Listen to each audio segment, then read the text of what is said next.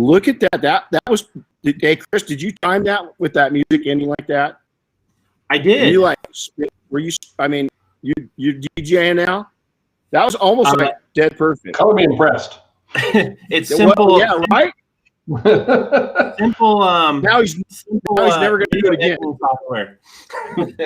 Yeah, that was pretty cool. So hey, we've got a really cool guest on. I mean, this dude. Well, look at the beard first off. I mean, for those that are live or watching the video, I mean, he is one handsome dude. But is I think a giant in the industry. I'll call him a giant. Dylan's here with us, and we're going to take and jump in and really talk about. He comes from a really interesting perspective of one of the biggest things. We got a class here right now is that I get into. One of the 3 pillars of detailing of entrepreneurship is marketing, and I think this dude's one of the best at it in the industry. So we're going to get to talk to one of the best at marketing. But before we do that, welcome to the Renny Doyle Podcast. And Chris, what the hell is on the shirt this week? On my shirt this week, it's Oh, come on! Hold on! Oh, look! Did you get my shirt? Mine? I do this every week. Don't be surprised. Oh, I'm so surprised. It says. Live fast, die cast. It's a couple Hot Wheels on Hot Wheels track. So, that's cool. If you haven't been in my garage, in boxes and everything else, there's about a couple thousand Hot Wheels, and there's even just behind me. You can't see them, but behind me there's a couple hundred on the wall. So, I have an impression. That's pretty cool. Hey, we need to set up a Hot Wheels track in the shop. Yeah, we do. There's plenty of room. I think we can probably make that happen. I think we could. That'd be fun, man. Find an old. So I had the original, the loopy one, right? I mean, the one that did the 360, and man, that was just cool. And then, we took I was a slight pyro when I was young, and so you couldn't do the 360 without having Hot Wheel on fire, So you take lighter fluid, light it on fire, send it down the track, and then pray that it didn't get stuck on the track and melt it, About 5 years ago or so, they did a live, real size version of that on a Hot Wheels track at the Indy 500, I think, or at Indianapolis. So, it worked. Were they on fire? They weren't on fire. No. Okay, see, that's boring. Yeah, I'll take it one step further. When I did that when I was a kid, I was a little bit of a pyro too. You take the bottle rocket, you put it on the back end of it, you light it, and then it goes really fast through the loop. They usually shoot from the end and you can't find it, but that's way cool. Man, heck yeah. That was just did you guys ever have bottle rocket fights in the neighborhood where you try to hit each other? Oh yeah, right. That was really, safe and sane fireworks. I mean, no way. We didn't want the boring fireworks. We wanted the Mexican fireworks. Yeah, so it was crazy. So hey, Chris, you want to introduce Dylan for those? If you live under, I shouldn't say that because there are new people in the industry. So, but you need to know Dylan. One of the big things I tell people is if you're jumping in this industry, really start doing your research on who's who. Because it's really important. And then we're going to jump in and talk about events because when you go to events, guess who you get to meet? Guys like Dylan, and would you let people touch your beard? Maybe depends. Maybe for a small. Hey, you know what? We need to get Jason Rose to grow a beard. I don't know that. I'm not sure what that would look like. I'm kind of that's a disturbing image to some degree. Yeah, I mean that would be kind of cool to see Jason Rose. I'm going to get a text right now from him. That'd be cool. We gotta beard up, man. Jason and I gotta get our game going. Jason, if you're watching, dude, look at this. We're just Chris, we need to have you grow a beard. But then it would take and cover your shirts. So that wouldn't be too cool. You'd have to do that. Yeah, that wouldn't be good. There you go. So all right, Chris, go ahead. Well, hey Dylan, before I introduce you fully, I want to clear something up because it's going to come up a lot in the conversation. Yep. Is the proper way to pronounce, is it Rupes, Rupes? I think we just need to clear that up right off the bat. It's funny that we have to start every training with that. It is Rupes. Okay. We start every training with these are the ways not to say it, and then there's the proper way, but it's Rupes. Rupes. So that's exactly how I say it. So that's good. So anyway, so everybody, we've got Dylan von Kleist, right? I pronounced your name right, correct? You got it. Yep. Very good. Anyway, Dylan's been involved in the detailing industry for over 20 years. He started his business in high school, and he's detailed some of the most valuable car collections in the world. And he eventually was, caught the attention of manufacturers, and he's worked with different manufacturers and suppliers over the years. And for the last, 6 years now, you've worked as marketing manager for Rupes. Correct. So anyway, and if for some reason, like Renny was mentioning earlier, that rock you've been living under, for some reason you've been living under a rock, Rupes is a family-owned Italian tool company, and they manufacture some of the most innovative and some of the highest quality detailing tools and polishers out there. So Well, I'll tell you, introduction. I'm going to even go one step further. I think that Rupes changed the entire industry. I think the guy that's with us right now is one of the team members that helped do that. I remember being at SEMA the first year. They had a little tiny 10 by 10 display, and they had this 3D printed model of this, and we knew that it was going to be something, but we had no idea. And my takeaway from working and watching Rupes grow and then the American team be constructed was that I've got a saying: the best book on Amazon isn't always the best sold book, but if you can write a really good book and market it right, you're going to be a millionaire. And Rupes came in with a fantastic tool. They've continued that innovation, but the marketing behind the machine is incredible. And this is one of the guys that did it. So it didn't happen by chance, though. So Dylan, kind of explain your background. So you started in high school. The marketing started right then and there. Go from there.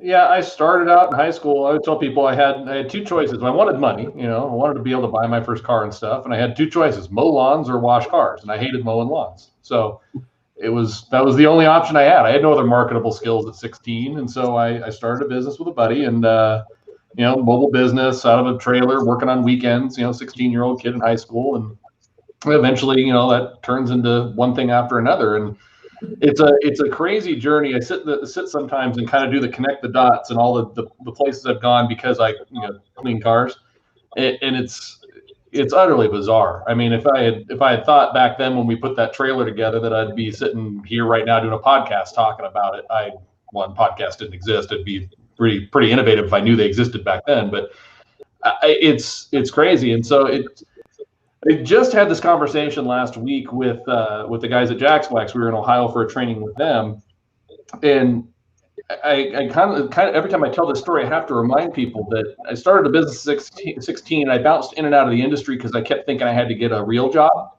and I hated it. And I'd go back to detailing cars because I didn't care that I wasn't making as much money. I wanted to be happy too, so striking that balance. But what has allowed me to get to the supplier side and do what I'm doing now is not my ability to polish a car. That got attention, but it's the secondary skill set that you develop that makes you valuable to a business. So if anybody listening or ever watch this in the future, being good at detailing cars doesn't land you a job as a marketing manager at Rupes. Being good at marketing lands you a job as a marketing manager at Rupes. The understanding car detailing is helpful in that you can talk the talk and walk the walk, but you have to have a secondary skill set.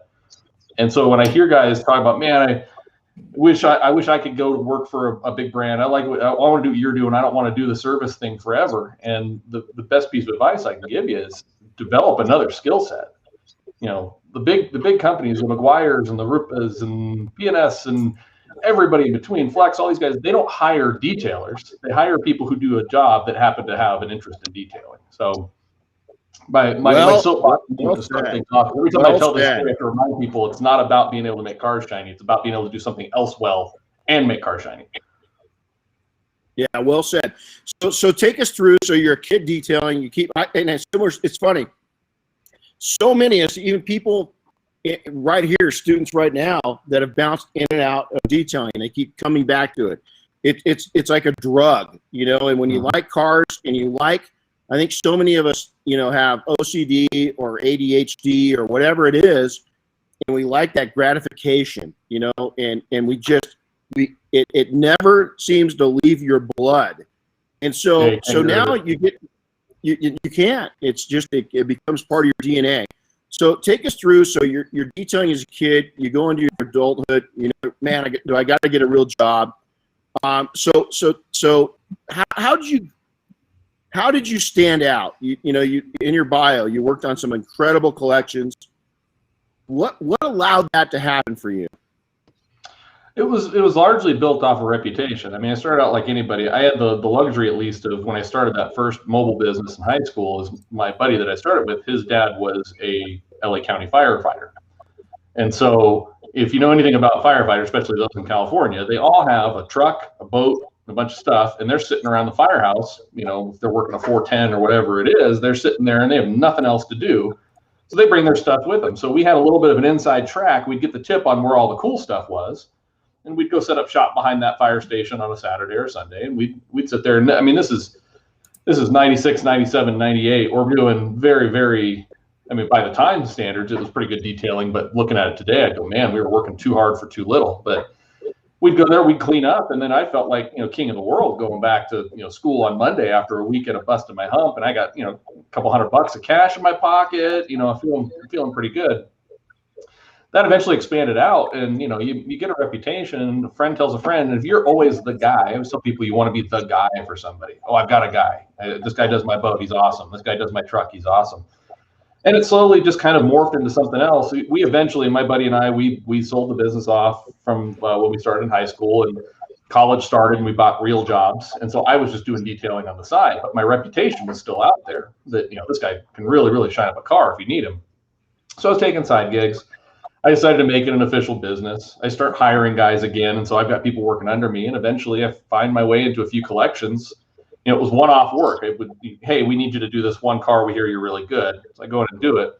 And it turns out the guy's got, you know, 200 other cars in various stages of restoration and storage. And so that phase of my business, I called it discrete detailing, because most of these guys didn't want you out there talking about where these cars were stored or what they had in the collection. They had them in unmarked warehouses in Anaheim and places like that. And they wanted somebody to come in that they knew wasn't going to bring in their buddies, wasn't going to be in there goofing off, that could be trustworthy. And so it's kind of the basis for the business. It's funny because it'd be more useful today. We didn't have Facebook back then. You couldn't instantly post pictures all over the internet. But back then, I didn't even take a lot of pictures of things because I wasn't supposed to. It was part of the agreement. These guys that have that kind of money in these kind of collections, they didn't want a lot of documentation of what was going on or where it was. So it was a side gig, and it just kept getting bigger, and I'd hire guys on to help with the work while I was at work. And then eventually it becomes a, you know, one of those things where you got to get back into it because like you said, the passion for it. I hated the day job. And my wife, girlfriend at the time, said, "You're a miserable schmuck. You know, when you go to work and you come home, you should just stick to the detailing thing because you're much more pleasant to be around when you do that." So, yeah, you know, it's funny. It's wonder how many hundreds of us or thousands of us have had that same discussion with our significant other. You know, and I remember coming home and being really scared. I was an executive for a company making huge money, and had been out of the detailing game for about 8 years professionally, had just sold a window tinting business, you know, worked for 5 years not touching cars. And by the fourth year, I was miserable. I mean, you know, I was happy. I was making good money. I enjoyed my work, but I wasn't living my dream. I was building somebody else's. And I wonder how many people have had that discussion. And what would you say to those people when you start thinking that? I think a lot of people, they have anxiety, and it's paralysis by analysis. You know, my thing would be, and I'd love to hear yours, is as soon as you start thinking that way, I waited too long. I only waited a year. That was a year too long.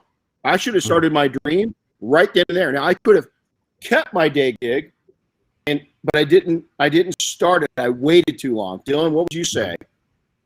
I'd say, you know, it's the hard to answer question of work. It falls into the work-life balance thing, right?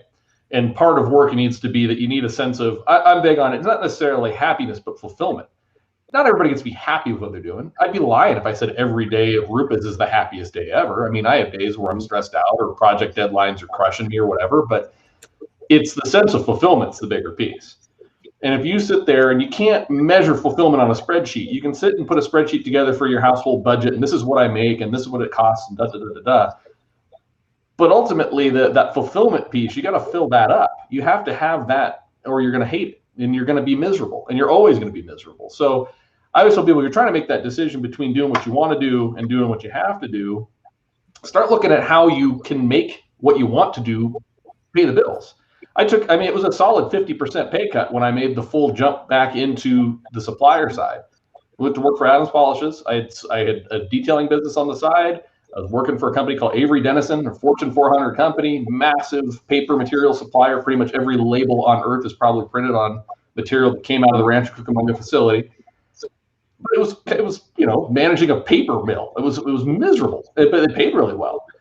And to that point, I had the conversation. It was another time with the wife. She goes, "You're miserable. You suck." And I said, "Well, it's about half the amount of money if I go work for Adam Vitale at Adams Polishes." She goes, "I'd rather make half the money and figure out a way to make ends meet than have to deal with you coming home every day miserable. We'll figure it out." So that's it. And yeah, it was. I'm not going to say it's easy. You don't just flip the switch, cut half your income out, and keep living life as is. You have to make some sacrifices. But that short-term investment in taking a little bit of less pay so you can be fulfilled, that fulfillment piece starts to build you up. And if you're excited and passionate about what you're doing, the rest kind of falls into place. I mean, you can't be lazy about it, but it's a hell of a lot easier to make a success story out of what you're happy to do than it is to try and make a success story out of what you hate doing. It's brilliant said. I recently started a journey. I love to write and journal, and I went back and I said, okay, when was me as an individual person the happiest? And really, from the age of about probably 7 until I was like 27, I just was true to myself. And I said, what did that kid back then want? And I came up with 2 words: healthy and wealthy. And I wanted to be healthy. That's mentally healthy, physically healthy. So that means active. Wealthy doesn't mean rich.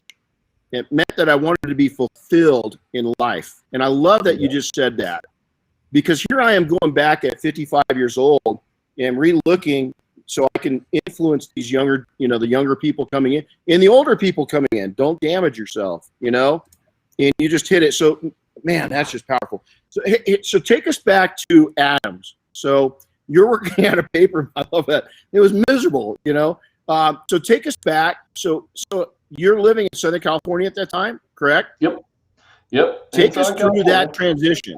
How did that happen? It's a long story. I'll give you the shorter version, but I had known Adam for a while.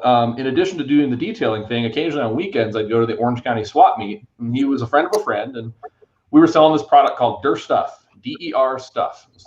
Compound and polish and kind of a glazy stuff, and they had clay bars, which was kind of a new thing at the time. And so we would, if we didn't have enough jobs booked out to go detail, me and my buddy would pull our trailer and we'd go work his booth at the Orange County swap meet selling this stuff, and he'd just pay us out for cash under the table. And so I had that relationship with him going back, and somewhere along the way I stopped doing that, and he went on to do his own thing. He had a company called AP Detailing, and I become aware all of a sudden that he has his own line. I go, oh, cool. So I buy some. I don't call him and ask for the discount. I just bought some. Got one of his bucket kits. I'm like, yeah, curious what he's doing. Well, at the same time, I'd also been doing a lot of technical articles and write-ups for Street Trucks and Truckin' Magazine and Show Truck and all these. I was a hoodlum. I was into lowered bag trucks back in the day. I was a mini truck guy. So I would do these. They'd come and do a pictorial, and we'd do a write-up, how to get your truck ready for show season or how to take scratches out of your truck, blah, blah, blah. I figured I got this stuff from Adam. I'll use it in this write-up. Again, nothing. I didn't tell him I was going to do this. It was just I had it. I needed to use it. We'll do it in a shoot for a magazine. That magazine gets published. I still have it. I have the whole thing framed out. It's funny because it's funny to look back on. But I get a call from him. He reaches out and he says, "Hey, thanks for using my stuff. A long time no talk. I'm having a clinic," and his warehouse was down in San Pedro, Long Beach area of California. He said, "I'm having a clinic." It was a couple weeks out. Why don't you come down? I'd love to introduce you to everybody and have you just, shake hands and stuff. Sure. I'm going to reconnect with my buddy. So I go down, and he's got, a huge stack of these magazines. He's giving them out to everybody. He's telling people to have me sign it because I did the Adams, write up in there and blah, blah, blah. Clinic goes, and then he finishes, and he says, man, I really need help. He says, I need somebody to run internet forums. I need somebody who knows how to talk tech. I need help with product development. I just need help. He says, can you do, it's not a full-time gig. I'll pay you part-time. I'm working at Avery Dennison, the paper company at this point. And yeah, I said, I'm detailing on the side and doing these collections and stuff. So I got time to do product development while I'm doing that. And so I have a regular day job, and then I spend 4 hours at night running through internet forums and stuff, answering tech questions for him there. And then I'm doing product development. And so young and stupid with no kids, just work from, sun up to sundown and then through the night. That eventually starts going so well, he turns into, hey, I need you full time. I got to have you full time. Okay. And so that becomes that conversation of taking the huge pay cut to go work for a supplier. And I do it. And then shortly thereafter, he picks up and moves to Colorado and says, you can keep working from home. Most of what you do is online. And then about a year into that, he goes, we need you here. I need you in the building. There's just so much going on. I need you to move to Colorado. So we think about it, and we pick up stakes and move, and here we are. I mean, it's again, that whole story of all these weird things that have happened along the way. You end up exactly where you're supposed to be, apparently. But yeah, that's the long and short of it. That's pretty cool. So, you've had I always tell people that when you're doing detailing right, it's a Broadway production. And our entire industry has become, in great part, to Rupes and other brands, some great brands, but we'll concentrate on Rupes right now. Adam's part of that whole dialogue. P&S is now part of that whole dialogue. Double Black. I mean, there's a lot. I mean, Ceramic Pro. I mean, these different companies that have really been a fine example that detailers can follow, that marketing's important.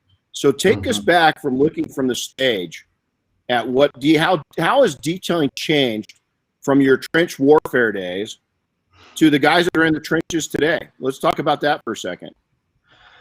Yeah, and you bring up a good point. The marketing thing, there is a lot of really good marketing in the detail industry, even compared to a lot of other industries. If you just do a comparison, the marketing in the detailing industry at various levels, all the way down to the technician up to the suppliers, is very good. And the one thing I always have to touch on, we get these kind of conversations, is that a lot of people perceive marketing to be, I don't want to call it the dirty trick, but people, it's all marketing. It's all marketing hype. There's no substance. And it can be, right? There can be a brand that's propped up hugely on flashy marketing and not a lot of substance. But those brands are typically flash in the pan type things. The standard for marketing has gotten so high in the detailing industry that it's pretty easy to spot the fakes pretty quick. Back in the day, you could have been the flashy marketing guy and then had a crap product or crap service, and it would have maybe sustained for a little while. Where we're at now, with the marketing quality being so good at every level, you kind of have to have both, because the frauds are found out real quick, right? It happens in a matter of minutes, not weeks, years, or months. You're found out like that. But it's interesting for me to see that a lot of the brands, and I take this personal approach with Rupes as well, is it's more about trying to tell the story to the customer. It's not about pretty pictures and things. It's trying to tell the story to the customer. What's it like to use the product? How does that product fit into their world? What problem does it solve for them? What components to it? It's more than just a tool or a pad or a compound or a detail spray or a coating. What comes with that? Because you buy Rupes polisher, that's fine. It's polisher. You can buy a polisher lots of places, but we market on the idea that there's an entire company of people that are behind it to provide technical support, to provide repair support, to provide training, to provide ongoing education, all these things. So that's the twist in marketing now, is a little bit more of telling that whole story. It's not just the flashy product anymore. You've got to tell the whole story of the brand in 30 to 60 seconds sometimes, right? That's the trick. And that's not something that we saw back in the day. It wasn't storytelling back when I started. It was, pretty pictures and make it look cool. It's come a long ways. It's gotten more complicated, more nuanced. At the same time, there's more of it, and I think more and more guys are figuring it out. Yeah, it to me, it's just let me read something. I sent this to Jason Rose this morning. I mean, it does blow me away as we're talking about his upcoming training here. And we were blown away that it was filled up that quickly. But I said, I couldn't agree more. I said, unthinkable that the demand is this high for education now. I never dreamed we would see this greatness in our time, in our careers, young and old. True entrepreneurship is alive and thriving in the detailing industry. I never dreamed 10 years ago I would say that. Never. You saw an occasional true detailer really, really make it. When I say make it, buying houses, investments, not working 7 days a week, 10 hours a day. There's entrepreneurs out there that are Monday through Friday, 8 hours, and healthy and wealthy.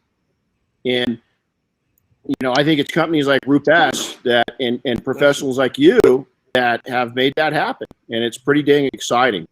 So, hey, Chris, this is a detailing success takeaway. So, Dylan, this is a time where we get into some nitty gritty, what I think is some of the most important conversations we have during this discussion.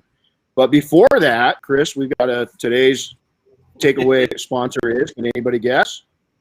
Well, yeah, we want to highlight Rupes right there on the shirt, right? So there you go. And I thought, we've all got our favorite tools and stuff like that. And Rupes has definitely got, they're probably their most popular is your Bigfoot 15 millimeter and 21 millimeter and stuff like that. Dylan, what's your favorite from the lineup? My personal favorite, all things considered, I actually like the LHR 75 pneumatic. So the mini pneumatic is probably the most fun tool to work with. It's 15 millimeter orbit at 11,000 RPM. So it's humming. I mean, it's pound for pound the most powerful tool we make. You can't really do a whole car with that tool. That'd be a heck of a lot of work to do a whole pad with that, or whole car with that tool. So in terms of functionality, the one that I grab the most is going to be the LHR 15. But if I'm going to say which one makes me smile the most when I grab it, it's that 75 pneumatic. I think I cackle and giggle like a schoolgirl when I use that thing. It's just so fun to lift that thing. That's pretty cool. That's pretty cool. Hey, real quick, Renny, take us back in time though. I wanted to go back. When did the Mark I first come out? What year was that? So it's 2011, 2012 is where it's shown at SEMA, somewhere in that range. I always forget. I think it was 2011. It's shown at SEMA.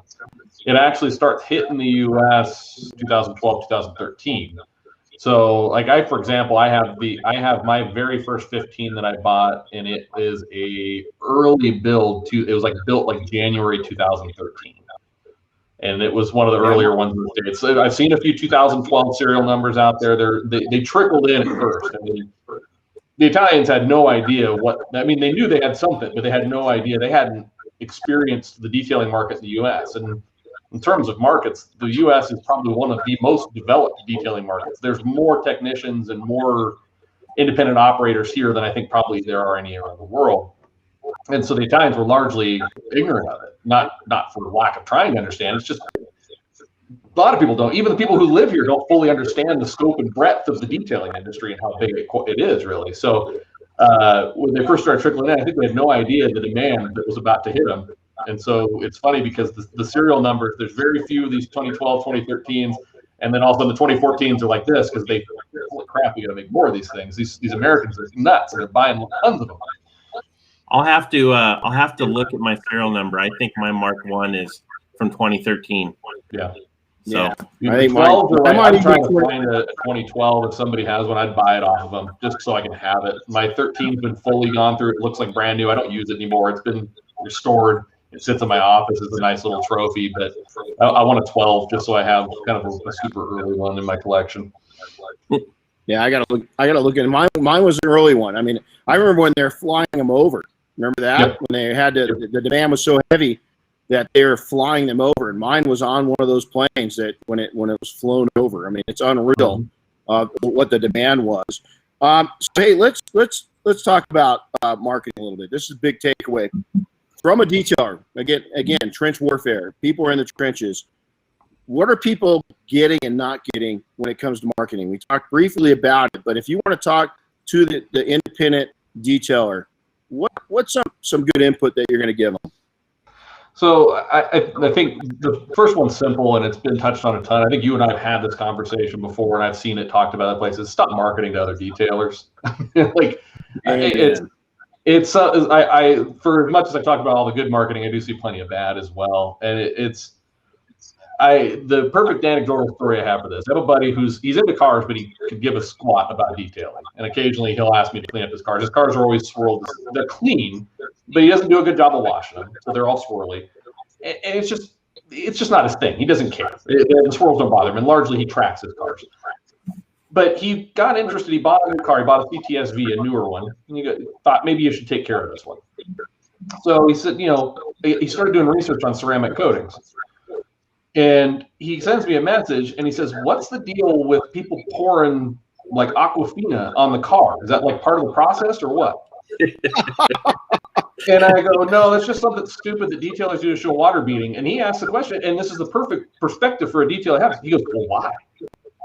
And I go, an excellent question. I know, because they want to show the water beading. But to the consumer who's ignorant of what this does, all that is a weirdo pouring a bottle of water on a clean car, and he's going, what the hell are these guys doing? Why are they pouring bottled water on cars? That kind of stuff drives me crazy. And you just go, that's not putting yourself in your customer's seat and viewing it from your customer's perspective. That's viewing it from your perspective, the perspective of other detailers, doing it for the gram, oh, check out this water beading. Instead, what you should be doing is educating your customer on the benefits of what that product does. And if you want to sprinkle in that, water beading is part of that or it's an effect of that, you can. But customers don't care about water beading. Why would you frame up a marketing campaign around water beading? For a supplier or manufacturer of coating, they should do that. They should be marketing water beading so that the technician buys that product because of its beading ability. But for a detailer who applies a product to sit there and market water beading to a customer who has no idea that water beading is good, bad, or what, is hilarious. I mean, it's just throwing bad money at an ad. You know what my brother asked me? He goes, hey, is the international indication that you're a detailer a green hose with water coming out of it hitting a car? He said, for the last 5 years on your feed, that's all I see is somebody with a green hose spraying a car down. And I'm like, I mean, it's like, and people still do it today. And I'm like, I just shake my head. So I'm glad you said that. Now with that, this kind of goes into it. What sets, and I don't want you to be humble here. I want you to be dead honest, because you guys came in and changed the tool industry, period. It'll never be the same because of the brand. What sets Rupes apart from your competitors? I mean, it starts foundationally with the team, and we can thank you met Chip Case, who's now retired. He was our first CEO, and Chip was effectively employee number one. Him and Todd Helm, who you also know, were kind of the first two guys, and they were on an island. There was no infrastructure here. There was about 5 distributors. Everything's being shipped in from Italy and shipped direct to the 5 or so distributors. Kevin Brown at Buff Daddy and Todd at Esoteric and AutoGeek are getting their little shipments of stuff. Phil at Detailer's Domain. There's zero infrastructure. So we can thank kind of the foresight of Chip, who was at the helm at that point. He said he didn't come from a detailing background. He'd worked for Dynabrade. He'd been in the abrasives industry. And this is the best way to build a team, is to build it with a team of experts, right? So he goes out and he finds talent. And so basically Jason and I started a day apart. You can remind him when he's at the training, I started a day before him, so I have seniority. I started exactly 1 day before him. And so I like to remind him that Rupes found hiring me as a larger priority than hiring him. That's exactly it. Jason, and you listening? I can pull rank because I started a day before he did. But anyways, so we go out and we seek talent, and we pull in people that it's not just good detailers, but people who have a secondary skill set. Jason is incredibly good at product development. He is an amazing trainer. And these are components. You kind of build this thing. You plug in little bits and pieces to build this thing. And eventually we get the facility. We plug in more people and more people. We keep adding extremely talented, high caliber people to the team that are invested in the mantra that we have, which is educate to differentiate, right? We want to teach people a better way. And if they choose to use our stuff, that's great. But we're gonna teach you regardless. You're gonna learn how to do stuff better, and we hope you choose to use our stuff. Secondarily to that, and it's part of the team mentality, is then we start looking it ties in a little bit to what I was saying about marketing and viewing things from your customer's eyes, is alleviating pain points. So for a power tool company, one of the biggest pains in the butt is if something breaks, what do I do with it? So we have gone to great lengths to put together what I believe is I don't think there is another repair program in the industry like ours, where we have a dedicated team that is just there to help with troubleshooting and repair. These are guys who work on the manufacturing line in Colorado, and they repair tools, and we will bring a tool in, preventative maintenance or otherwise, and we will turn around as fast as possible. And it's done in-house. It's not farmed out to a third party. You're dealing with the company that put it together, and that's the company that's going to take care of it. So it's those little things. I try to tell people, and it's something that I put into my marketing and something that everybody should take to heart, regardless of what level they market at, is sell solutions, not products. All right. Sell the idea that the company is going to stand behind it and fix a problem for you, whether that be a repair or technical training or make your job faster because of this product we have. We don't sell polishers, we sell solutions. And I think that's the mentality that even detailers can take away is you're not selling paint correction and coating, you're selling a clean, shiny car that's easier to maintain. You're not selling interior details, you're selling a clean interior, you're selling the solution. The customer doesn't care. Don't tell me how the hot dogs are made. Just give me the damn hot dog. That's the mentality. And so that's kind of something we take to heart real heavily here at Rupes, is that we aren't about the Bigfoot polisher or this pad or that compound. It's what that can do. What's the solution? What's the problem that solves? And taking that approach is, I think, largely what contributes to the success. We're not selling products. We're a consultant, basically, that helps you fix a problem. And that's where we want to exist for most of these guys. God, I love it. Well said. So, Seema, it feels like an eternity since we've all been together, right? Can't wait. Any little hints or anything coming up? You guys going to do anything new or exciting, Seema? Well, there's some stuff in the works. Share with anybody else. Yeah, it's just 3,000 you of our and best friends. 46 of our closest friends. No, nothing that I can comment on publicly, but there's always something going on behind the scenes at Rupes. I tell people the second we release a product, the replacement for that product is already in development. So be aware of that. There's certain things that are always going on. But there will be some. Which ones will be ready for SEMA, we're not quite sure yet. There's still quite a few things that are kind of on the cusp of being ready, and we want to get them out there. SEMA itself, I mean, I'm just excited that it's back. I mean, we need it. God, do we need it? Like Renny, you and I haven't seen each other in person since I think SEMA, like it's 2019. So it's been a minute, man. No, so I need to throw hugs and my high fives, and I need to see some people face to face. These are all great. These video things are great, but I need some face to face time. Well, we're gonna have fun. We're planning on throwing our party again, and so you definitely need to be there. But we're looking forward to it. Yeah, So now going on is we talked about your favorite tool.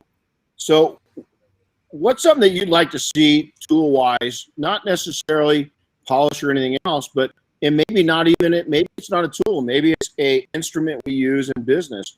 What would you like to see detailers engage more in when it comes to what's available for us, or what you need to be looking out for in the future? I'm a data nerd, and which is funny because my worst subject in school was always math. I suck at math. Give me a spreadsheet and some numbers, though, and I can make some pretty key decisions. And I think it's a tool that exists that is underutilized, is detailers using data to make decisions. There's the black and white of all things. Everything can be measured, weighed, and quantified that operates within a business, right? And so I don't see enough guys making data-based decisions, whether that be in their marketing campaigns and doing proper targeting and studying what's working and adjust. It's the analyze, adjust, and deploy. Analyze, adjust, and deploy is how I operate with anything that we do with advertising, right? We run an ad for a fixed period of time. We look at it and go, what did it do? Where did it succeed? Where did it fail? Make small adjustments and then redeploy again. And continue to refine that and distill it until it's perfect. And I see too much in advertising for guys who are doing paid Facebook ads and stuff. It's just the shotgun approach. I'll put $10 at it, see what happens. And then they do it sucked, it didn't do anything. Okay, well, I mean, whose fault is that? So, so the tool really is, it already exists. All the data is there. Be better at mining data, analyzing data, making decisions based on data. If it's not about your ads, it's about your process. How can you shave seconds or minutes off of every job? Just every training we do centers on so much on efficiency and how can we get through the process faster. That's stuff that's easy. You don't have to be a wizard to do that. You can do a time study on what you're doing and try and trim out, whether it be plugging in a product that does a better job or does something faster, or trying to combine steps. Taking data and looking at it and making decisions and adjustments based on that. That's the thing I want to see more guys do. You know, it's amazing you say that, because I've had some amazing mentors and coaches in business through my life. Chris will verify this. Somebody is asking me, do you truly take time off on your business? Is there a day where you just don't think business? And my answer is you know, on the weekends it's my family time, it's my time. You know, I mean I do work, but here's the reality. I look, Nick, Chris will verify that. I look at my data every day, 365 days a year, and it only takes 30 seconds because my eyes are so trained on it. I can come in and look at my data and know exactly where I'm at any given time, and it takes 30 seconds. Yep. It's not a big task once you know, they say, what's the days? You do something for 27 times in a row and it's a habit. Is that, Dylan, you just nailed it, is whether it's your numbers, whether it's your hours, you know, whether it's your profits per hours, your shop rates, your cost per service, all those things you should have at your fingertips, and software allows you to do that. And it's there and present now and available for you. Yep. It's brilliant. It's as simple as putting together a dashboard, really. I mean, that's where you get to eventually, right? You get good at looking at numbers, and eventually you have your snapshot, and everybody should have key metrics. And this is something I learned. This goes back to the Avery Dennison paper company days. We started every single shift. There's a huge board, and there were visual anons, and everything was color-coded green, yellow, red. And it was the key numbers we looked at for production and shipping and all these things. And basically, it was the whole staff got in front of that at the start of the shift, and then you looked at it, you knew if it was green, things were going good. If it was yellow, it's on the fringe. If it was red, we needed to work on it right now. And it was a 1-minute startup meeting at the start of every shift. And I've adopted that in everything I do, is that there are certain high-level numbers and metrics that you need to know as an operator. You mentioned something like, what's your profit per hour? What are you making? How many jobs are you booking? All this kind of stuff. You can just analyze those keys. You don't have to do the deep dive every day, but if you pull that data into one place and can look at the start of every day and go, okay, these are all in the greens. Uh-oh, red. What's wrong here? Oh gosh, our cost for whatever went up this much. That's a flag. I got to go start looking at how do I reduce that cost. Simple. And you can do it, like you said, 30 seconds, and there should be not a day goes by where you don't at least take a glance at those numbers. Absolutely. Yeah. You know, it's amazing that you say, you know, the color code. We, you know, the military, both in search and rescue, civilian search and rescue, military, is the Coast Guard developed a thing called the GAR report, and what that stands for is green, amber, red. So so on a rescue mission, is how we do that is our team. Let's say that we're all a team right now. Dylan, you're our commander. Is our commander will reach out down to us and he's like, okay, guys, you know, pretty hairy. What are you guys going to each rank this? And green, amber, red. And if there's one red in there, that's data. And we go back and we say, okay, Chief, why are you looking at this as red? And that may be a go, no-go on that mission. And so data is in every part of our lives. And detailers, unfortunately, I don't think look at that. That's one of the most important things on this podcast I think anybody's brought up. And I want to thank you for that, because listen to this. That data, there's a guy right here, and I know you're a data guy. I've watched you and analyzed you for years. And I love the fact that you guys, the influence that Rupes, the culture of Rupes, has been game changing. And I think you saying that's just magical. So okay, let's take that sexy beard and let's take it down and let's look at your crystal ball. Okay, so rub that beard against the crystal ball, get some energy going. What are you seeing in the detailing industry ahead for entrepreneurs in regards to products and in regards to tools? So 3 separate questions. In tools, I think, you know, it's funny. I think there's more, not less. And that's not just because we're a tool manufacturer. I think that a small investment pays large dividends, and this goes back to that efficiency thing. And it's the reason why we have a 21 with a 7-inch pad and a mini with a 3-inch pad, right? It's sure, that tool costs you $300, but if it saves you a couple of minutes off of every job from here till the end of time, it paid for itself within the first few jobs. So, and I think, whether they come from us or other companies, I think more innovative tools that solve maybe not bigger issues, but more specific, very niche things. It's that specialty tool that you whip out every 2 or 3 cars, but it makes that job so much easier. So I see that the breadth and the number of things that a guy would have if he's really, really operating efficiently is going to increase. The trend that I see, and I've been kind of soapboxing in all of our trainings about, is diversification. And I think for years we've been on the correction and coding train, and I think that's good. I think there's big money and there's value in that service, but not every customer is a correction and coding customer. And I think too many guys are trapped in that loop where if it's not the $2,500 full multi-stage correction and coding job, then I don't do it. I don't think that's wise from a stability standpoint. I don't think it's recession proof. I don't think that it's diversified enough. So I keep preaching this diversification of services thing is you've got to have express services. You got to have varied price points. If a guy comes to you for a coating and you say it's $2,500 and he goes, oh God, man, I only wanted to spend like at most $500, then you should have a $500 option. Don't be too good to take that money. It's all green, it all folds, and you can spend it. Take that. For a few reasons. One, because there's a hell of a lot more of those customers out there than there are $2,000+ correction and coding customers. So you're talking about scope of market, right? Bigger potential. If you only capture 1% of that market in your area, that is a huge number. Secondarily, it's a lower leverage situation. If I'm a one-man operation, which a lot of detail operations are, and I do all the corrections and codings, or I'm a 1 or 2-man operation. If you book one in, that's a full day or multi-day commitment. If that guy flakes, which we all know they will, even when you take deposits, they're not all customers show up. That just blew up your schedule. It's going to be very hard to backfill that on short notice.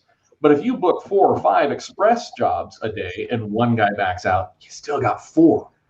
And so you're in a much lower leverage situation. It also helps you scale your business. Yeah. If you are a rock star paint correction guy and you are just the master of coatings, good. Go find a guy who isn't, that you can teach to run a polisher. Okay, doesn't have to be, Mr. Miyagi, master of wax on, wax off, but somebody you can teach, and give them all of your express work, and then add more guys and more guys. You could have so much express work flowing in through the door that keeps these guys busy all the time. They could be your help with washing and prepping cars for your higher end correction stuff that you still do, but it gives you the ability to scale. So all that wrapped up is diversify. Don't pigeonhole yourself into this correction coding thing. I talk to too many guys. Oh, I only do high end detailing. Eesh. All it would take is one financial blip in the economy to go sideways for a lot of these guys who are propped up heavily on that high end stuff to lose everything. And you don't want to be trying to build your express services when it's too late. You and I have lived through those slowdowns. We talked about that first day of training here. We've seen those slowdowns, and I love the scalability angle that you took on this. Also, Ruth Chris Steakhouse, pretty good food. They have appetizers. You don't just need to order a steak. Yep. They got good salads. They got great appetizers. They have a great dessert. Yep. You need to put a nice menu out there that's well-rounded, that's simple to sell off of. In the scalability side, I can teach a person how to do wash clays and waxes in about half an hour. I can get them really good at it. They can start on Monday. At Friday, they pretty much mastered it. And I can pay them well. It doesn't kick their butts. The current generation workforce likes that because it's not too hard of work. And my customers dig it. And, you have to. You can be the master of paint correction and coatings, but maybe your other guy, if you're small, is doing all the work that you don't want to do. And you could double your income just by doing that. So that's brilliant. That's brilliant. So what do you think's coming out for tools? I mean, where are we going tool wise? I mean, do you think there's a future in cordless I mean, Makita changed the game back in the 70s. Where are we going with all that? I think cordless is definitely the future. You know, it's something that obviously Rupes is looking into. The challenge for us is that we've always centered our stuff on ergonomics, and so the one thing that is lagging, I think, in that realm is that the battery technology hasn't quite caught up yet. It's good in short bursts, but you're constantly cycling batteries, and they're expensive. They're also heavy. And so battery technology is slowly catching up with everything else. We've got all the other componentry, and I say not just Rupes, I just think as a whole, the power tool industry has smaller, lighter, more efficient motors. All the other things we need, what we need is the battery technology to catch up. And with the ergonomic focus being so high for Rupes on the design standpoint, the thought of slapping a battery on the back end that weighs as much as the rest of the tool and making it tail happy blows up our commitment to that ergonomic idea.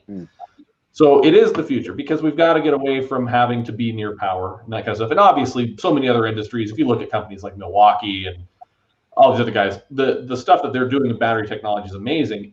In industries where either the usage is short burst, you know, it's a couple seconds to a minute here or there, or the battery hangs off the bottom of the tool, it doesn't change that balancing dynamic. Detailing is different in that with these long tools, and you're going to be using it for, if you're really serious about this, 8+ hours a day, right? And so there's a magic point where I think battery technology catches up with tools. That's me looking into my little crystal ball and kind of guessing.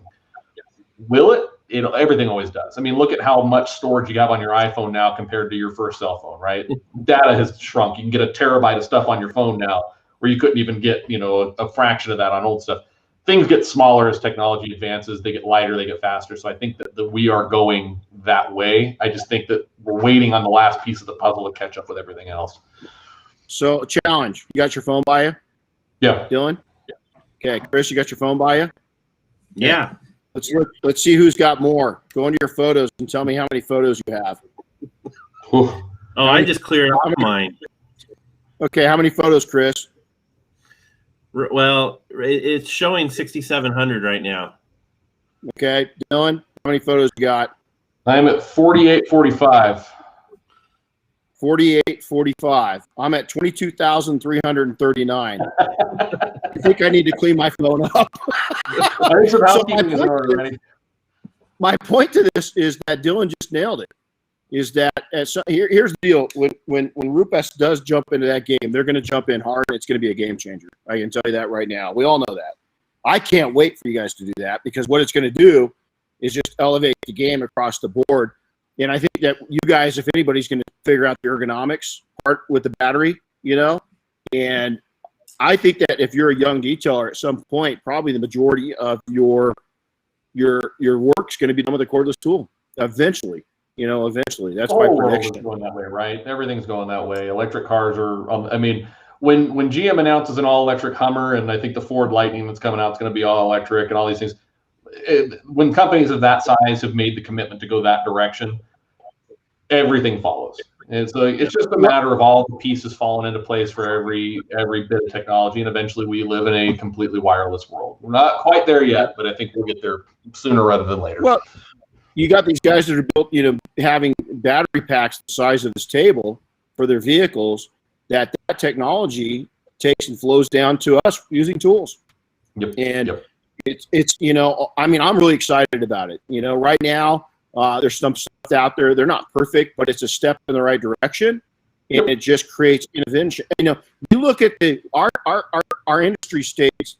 You know, we were really excited when a new compound came out. It's still exciting. You know, it's still exciting. But that was the biggest news ever, is look, we've got a new compound, and then 9 years later, there'd be a change in that compound, you know? And, ooh, look, we got foam pads, you know? And foam pads sat on the shelves for a decade before anybody trusted them, you know? And so to be in the industry now where there's so much innovation, so much creative minds, and so much creative power, pretty exciting. So one piece of advice, if you could, you've watched detailers across the world, you've engaged globally with people. What's a piece of advice you'd like to leave with people today? I think I said this the last time when me and James were on, and it's one of my favorite things. I don't know if I came up with this. I feel like I did, but maybe I didn't. Maybe I'm wording somebody else's words this way. But Nobody ever built a nice house by stealing bricks from their neighbors. And it's that idea that you don't want to have the nicest house in the shittiest neighborhood. Excuse my French.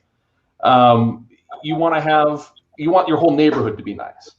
And that's just a way of saying that don't tear other guys down to build yourself up. It's better than it's ever been before. I see more cooperation in individual markets and between brands and competitors than I think I've ever seen. We've been on this slow improvement scale for a while, but I still see kind of the down and dirty backstabbing, type mentality in some markets where a guy will say something about another guy and it's just this bitter blood feud type thing. And it's, there's enough business in this industry for everybody. I mean, there are more cars than if all of us detail nonstop from here to the end of time, there's more than enough cars for us to clean. We should all be on the same team of generating interest for detailing services, what the value is to the consumer, and then trying to capture our fair share of that, not tearing the other guy down and fighting over one customer or a group of customers, right? You're not going to be able to, you don't get to be the only guy in your city, unless it's a very small city doing detailing. So don't spend time trying to rip other guys down to build yourself up. Exist on your own reputation. Again, you don't want to be the nice house in the bad neighborhood. You want a nice neighborhood to live in, and that comes with everybody else being successful as well, not just you. Well said. It's a couple points off of that you just hit on that you made me think about is, I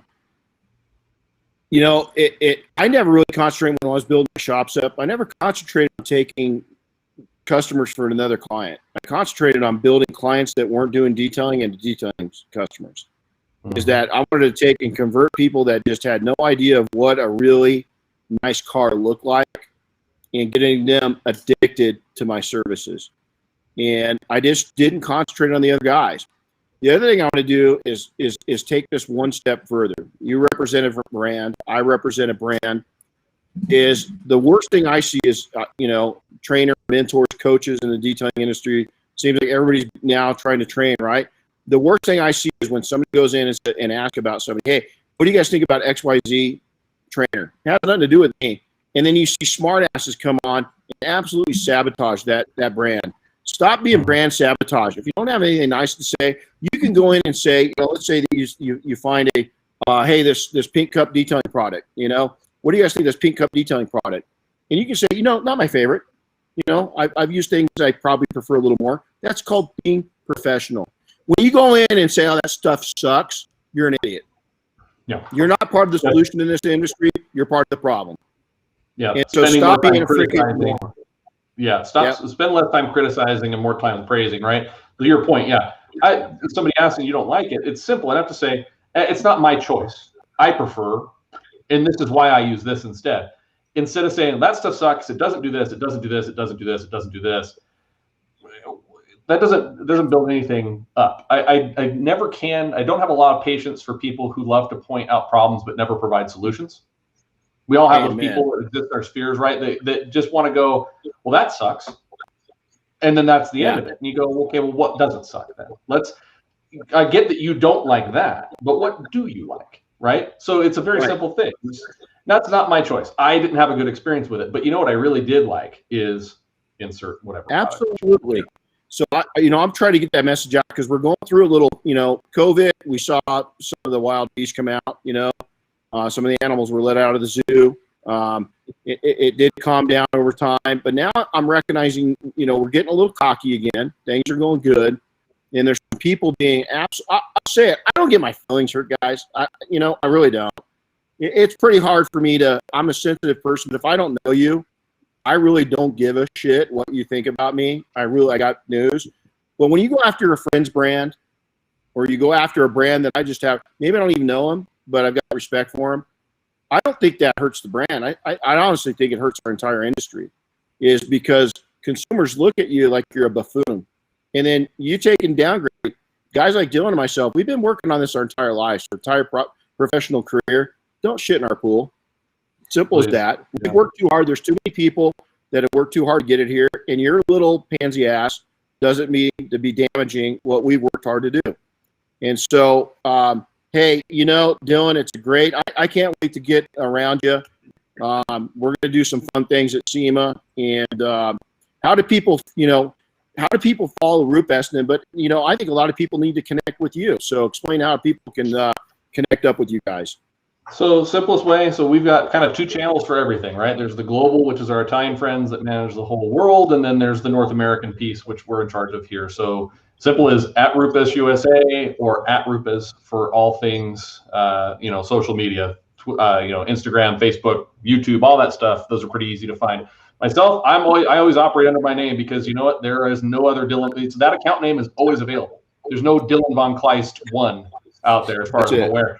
So I don't have to add the random number. So I'm pretty sure if you just search Dylan von Kleist, you'll find me pretty much anywhere. And yeah, absolutely connect with me. I'm always I try as much as I can to help on my personal profile. And if not, if you reach out on one of the company profiles, I'm probably the guy who's going to answer there too. So I love it, man. We'll connect with this guy, Dylan.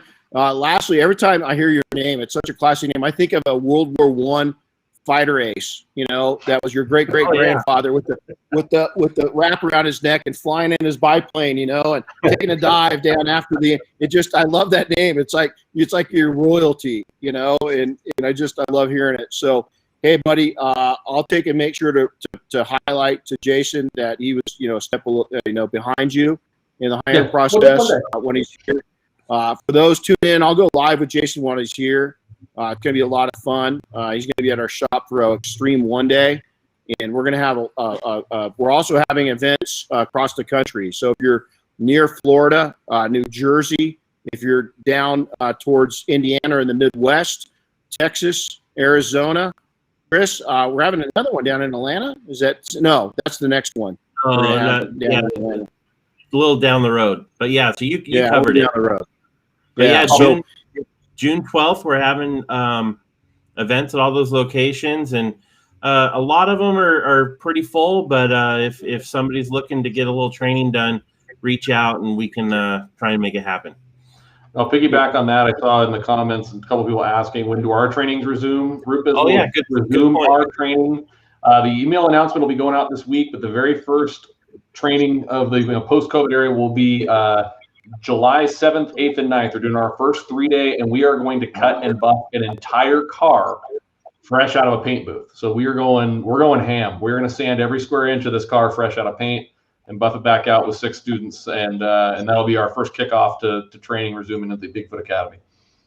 Right on. Well, that's awesome. Well, speaking of that, you guys have got some prep work and some sanding, a lot of correction, a lot of polishing, some coating on a Porsche. So I think we better get busy.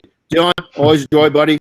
Take care. I almost feel like as powerful as a podcast this was, I feel like I haven't even ever smoked weed, but I just feel like I had a bowl full. I'm just really mellow. I feel so fucking positive right now. I do. I just feel like so. And that's what a good marker to do.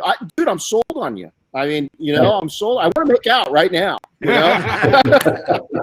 Hey, look at Chris. He's like, oh boy. Hey, man, Dylan, always a pleasure. Make sure to follow him. Check us out. Hey, make a comment, share, like, all that usual bullshit in social media world.